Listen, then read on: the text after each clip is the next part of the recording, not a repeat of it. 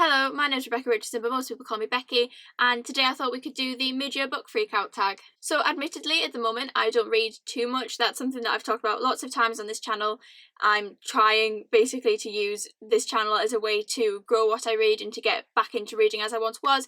And for me, I've read a lot this year. I've read like 8 books, I think, this year, which sounds like nothing to some people. I know there's people watching this who are like, I read that in a month.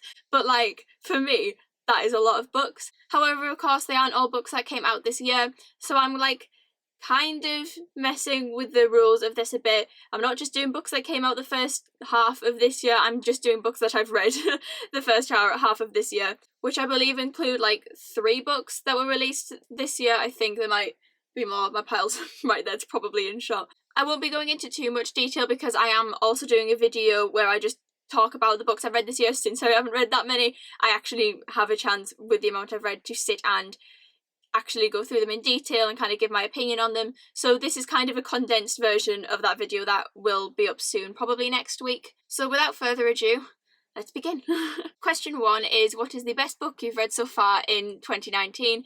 And I'm a bit reluctant to already start this because if the video went up, it was a long video. If it went up, then I think everybody already knows what this is going to be about if you've watched my videos before. And so the best book I've read so far in 2019 is, of course, Six of Crows by Leigh Bardugo.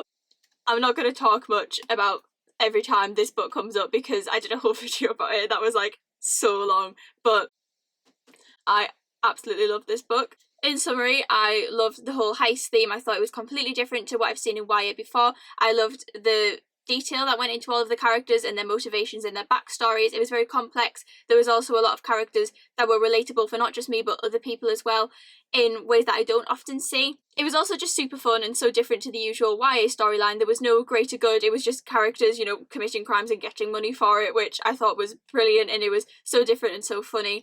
And if you haven't read this series yet, do it.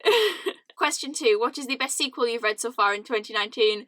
And again, Crooked Kingdom by Leigh Bardugo. This is going to be a theme throughout the whole video, by the way. I've only read 2 sequels this year, and it was between this and the other one, and this was definitely my favourite out of the 2 of them. It did confuse me slightly, but I love the characters, I love the plot line, I'm so obsessed with this series. Unlike the first one, the storyline is a bit more complicated in Crooked Kingdom, which is why it confused me a little bit. It's very much almost business focused. There's a lot about like investments and like sabotaging businesses and stuff, which I don't particularly understand, but it was definitely as good as the first one because of all of the characters in it that I've just come to love so much. So yeah.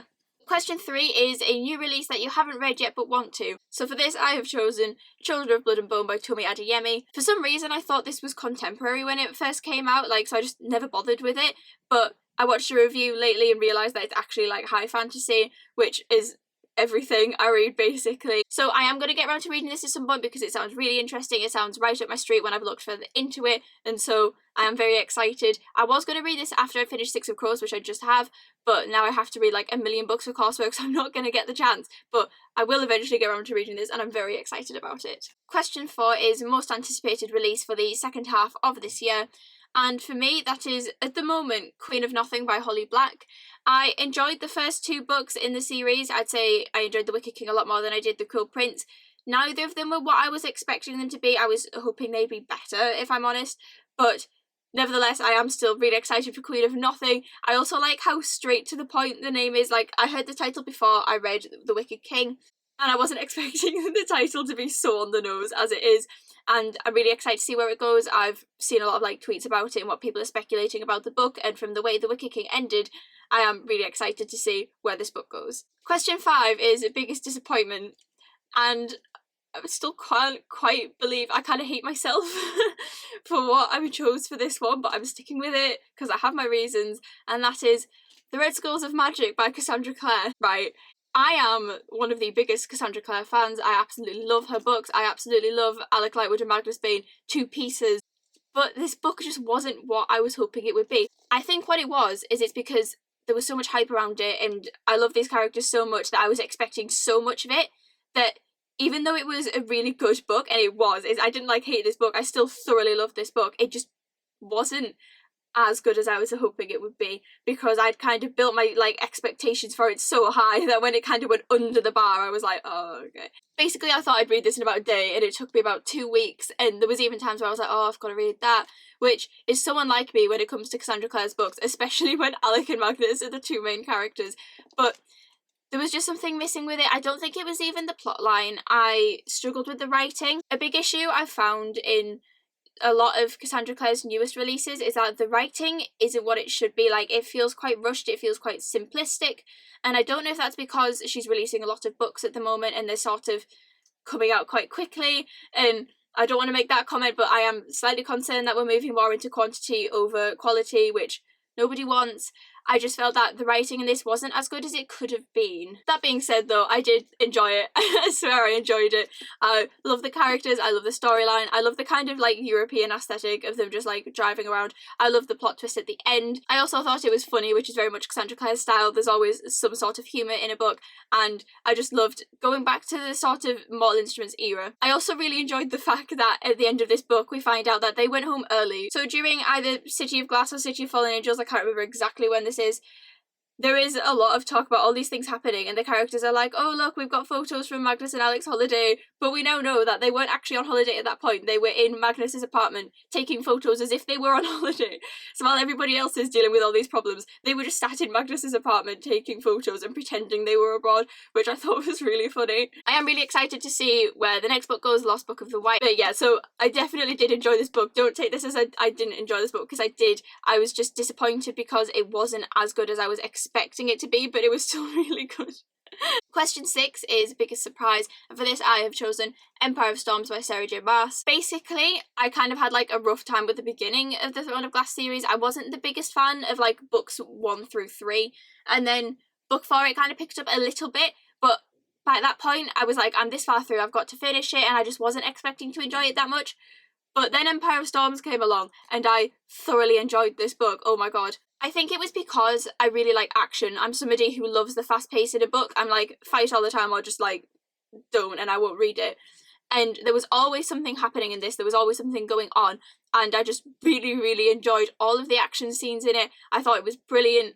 I read it really quick. I haven't been reading Throne of Glass that quick because, like I said, it wasn't my favourite. I didn't think I'd enjoy it. So I was really surprised when I read this, and I was like, this is like one of the best books I've read this year.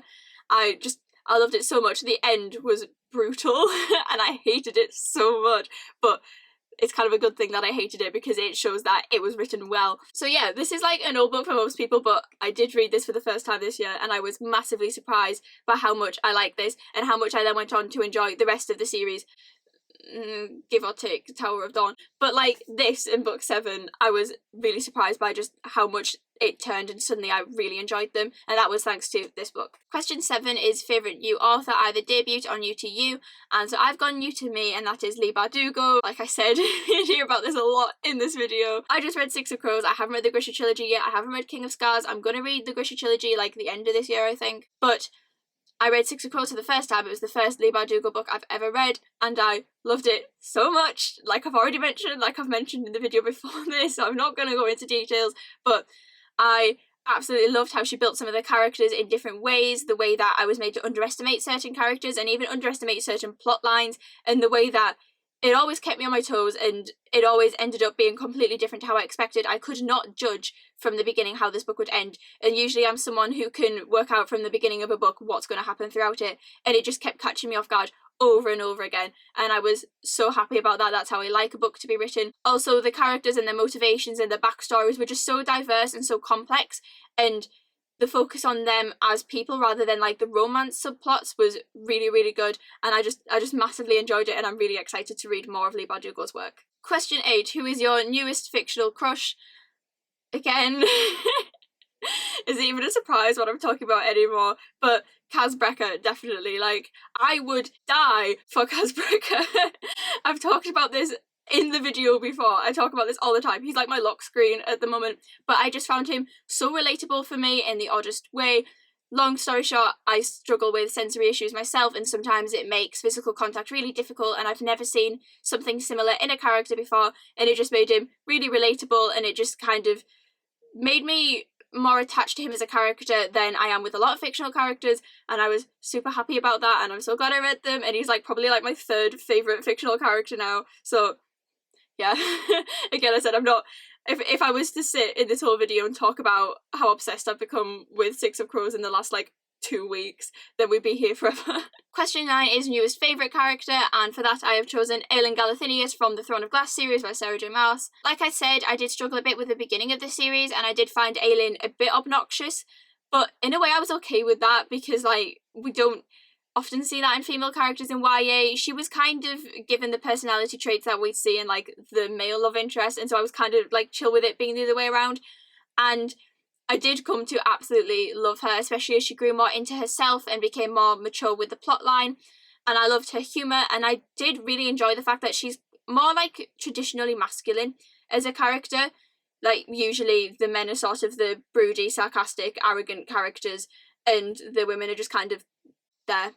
But it was like the other way around, and I really loved Aelin as a character and her backstory and how she grew with the story, and sort of how you saw her motives change and how the things that happened affected her, but she somehow stayed positive throughout most of it despite being faced with so much.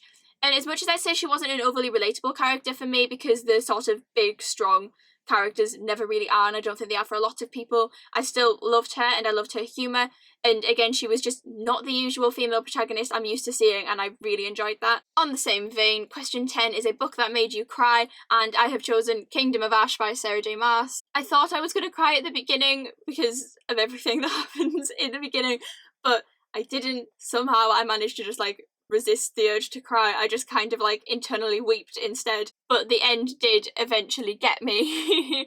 When, spoilers obviously if you haven't read the book, but when the 13 died, I was like past myself. I like actually sobbed.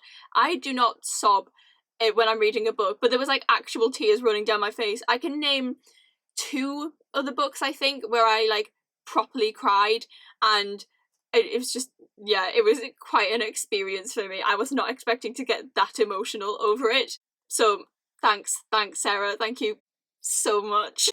But yeah, I knew I was going to go into this, and I knew it was going to be sad, because I was like, somebody's going to die. I just wasn't expecting so many to die, and so many brilliant characters to die, and in the way it happened and how long it was like a strong like 1.5 pages, 2 pages, and yeah, it absolutely murdered me. Like, not as much as it murdered them, but like, you know, figuratively it also murdered me. Question 11 is a book that made you happy, and for this I have chosen Ghosts of the Shadow Market by Cassandra Clare. This book I loved, whether it be because Jem Carstairs is the main character and like I'd give up my life for him, maybe that's got something to do with it, but I did really enjoy this. Some of them I really enjoyed, some of them were just okay. I'd say my least favourites were The Lost World and Learn About Loss, but some of them were also like some of the best short stories I've read from Cassandra Clare. I really enjoyed seeing the characters progress, especially Jem, obviously, and also the sort of like cameos from other characters and the appearances from others of my favourites, like Magnus, Alec, Lily Chen was in there, and also Magnus and Alec's kids, who I love so much.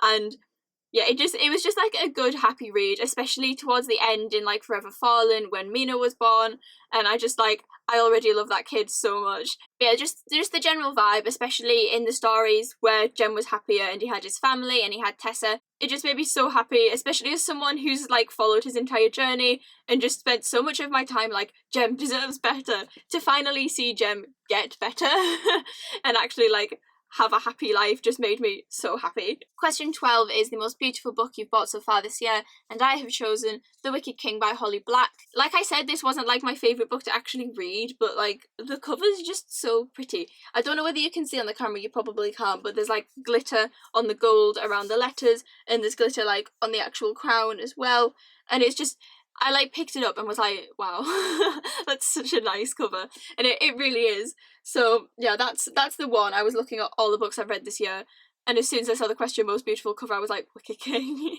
I just sat for a while when I was reading it and just like tilted it in the sun to see the glitter moving, so yes. And finally we have question 13, what books do you need to read by the end of the year? So like the majority of these aren't new releases, but I did do a video about my TBR, and in summary, I need to reread some of Cassandra Clare's books for my coursework, mainly Clockwork Angel and City of Glass, I believe. And then I'm reading The Raven Cycle, A Court of Thorns and Roses. That's another series I have to read. Queen of Nothing when that comes out. If I enjoy The Raven Cycle, I'll probably want to read Call Down the Hawk when that comes out. And maybe the Grisha trilogy if I have time to like shove that in at some point in the year. But yeah, new releases as it stands is definitely Queen of Nothing. If I get around to Children of Blood and Bone, then Children of Vice and Virtue will be on there. And if I like The Raven Cycle, then Call Down the Hawk will also be on that list. So that is it for the mid-year book freakout tag. Thank you if you made it to the end. Please leave a comment with your answers to any of these questions. I'll also be leaving the questions in the description if you want to make this video yourself. But that's it for now. Thank you so much for watching. I will see you in the next video. Bye!